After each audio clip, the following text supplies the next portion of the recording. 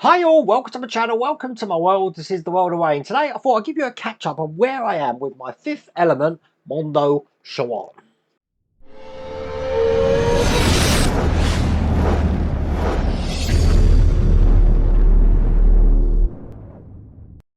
Now as you can see, I've got quite far with this. I've actually put a base colour down for the top and I've actually attached the arms. I did attach the head. I had a little problem with the head, unfortunately. It was glued on, but I've had to take it off because I noticed that I did actually break off one of the little moustache things here. So that head I can't really use now. Now, luckily enough, in the kit, I did have a spare.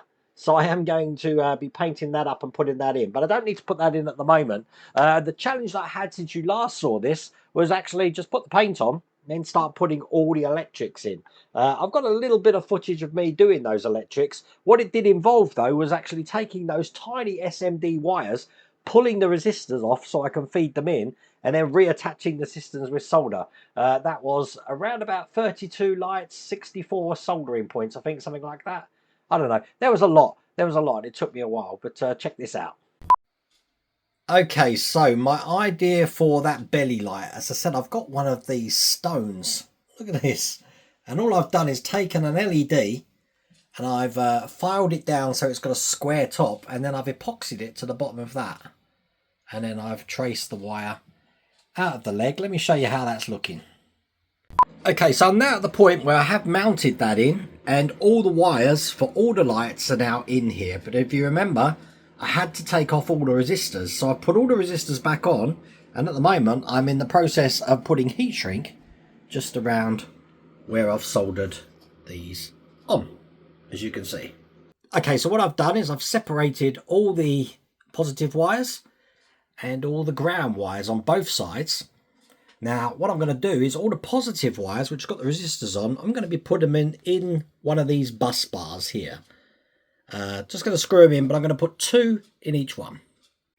Okay, I'm pleased to say all the electrics are now wired up. They've all been put inside, so the only thing coming out the bottom now is a positive and a negative. Let's link this up.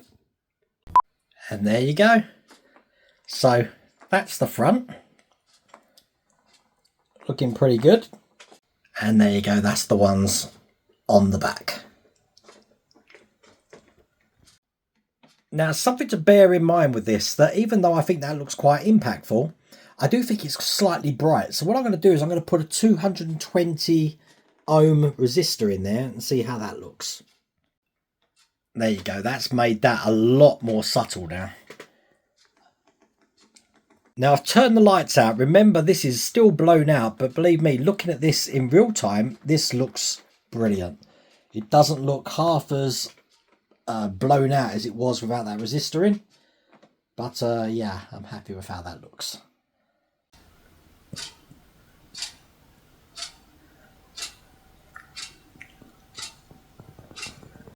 Okay, so even though it doesn't have a head at the moment, as you can see, this is how that looks. That's from the front. There you go, that's from the back. Looking good, isn't it? I do like that.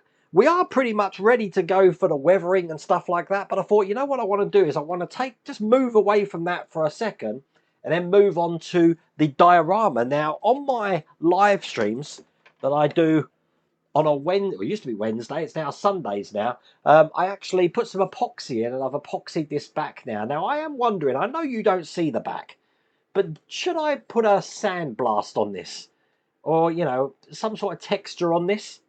You're not going to see it. This is the side you're meant to see. But I am wondering, do you actually paint the back of models if they're not meant to be seen? Don't know. It is a lot of work. But I've kept it like that. I haven't put it into the base yet. The reason for that is if you see here, I've been drilling holes into the base. And what I've done is I've put a magnet in here, which isn't connected to anything. But the magnets that I put in here are going to be connected to wire.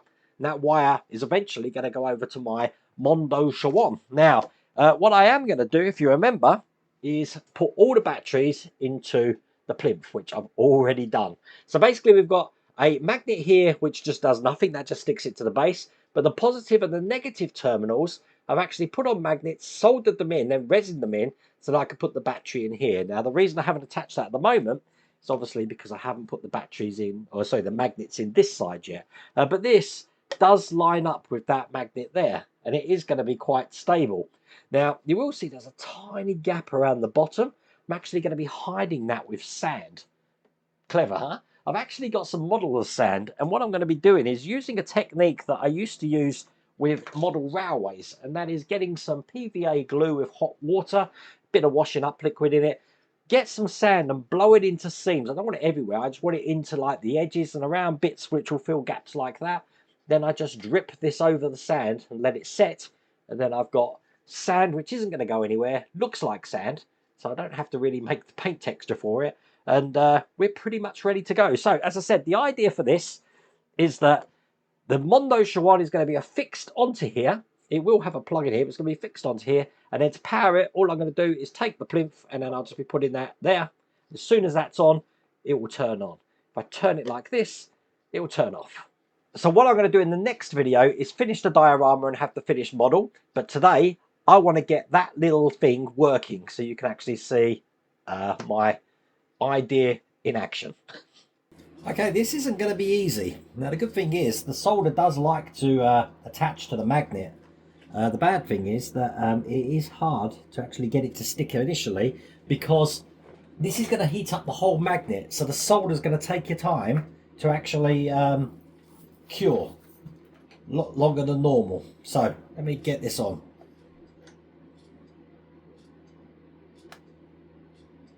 And as I said, at the moment now, that magnet is actually red hot. So that solder is just going to take a long time to cure. So I'll just leave that for a little while. I've already checked the polarity of what I actually need. So let me just take this off. As you can see, that's now attached. If I just put that on the end, it's actually going to go on.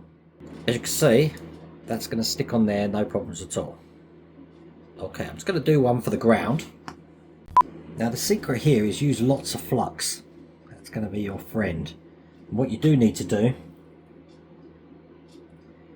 is load up the soldering iron with solder.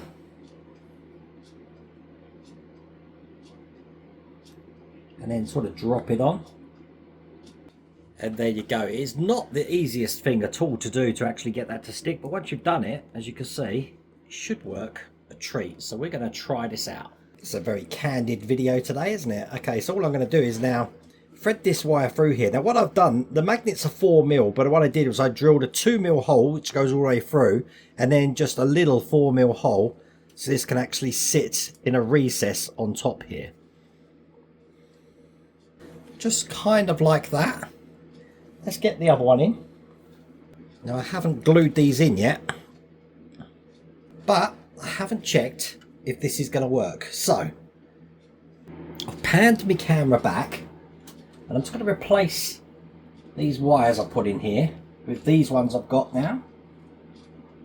Okay, so they're into place. Now these magnets are going to move when I put them on. I haven't glued them in yet, but what I'm going to do is put a battery in here. So just connecting the battery up. Battery's in there. Then theoretically when I touch these contacts, this should come on. Let's see what happens. Okay, I had to cut away because what I've done is I've had to just reinforce it with a little bit of copper tape inside as well, just over the magnets, just to increase the surface area of the contact points. But as you can see, it's not powered, but when I put this on, it's powered. And if I want to turn it off, I can just twist it, or just put it back on there to light it. But there you go, there is 3 magnets holding this in here, but proof of concept, it works. So let's sort this diorama out and show you what the finished result's going to look like. So obviously one of these stones is going to be on here. These stones come in here, and I am going to flock this base here, and I'll probably have this, I don't know, open just by the feet or something like that here. Not quite sure what I'm going to do with that yet, but that's going to be solid in place there. The way I'm going to do that plinth is I'm going to be painting it a stone colour, and then I'm just going to blast it with a sand sort of colour as well. So everything's got a very similar sort of tone in there, I think. But that's the idea. We're going to finish the diorama and finish the model in the next video. But I really hope you liked that video. If you did, please remember to give me a thumbs up. If you haven't subscribed already, please remember to subscribe. Other than that, take care.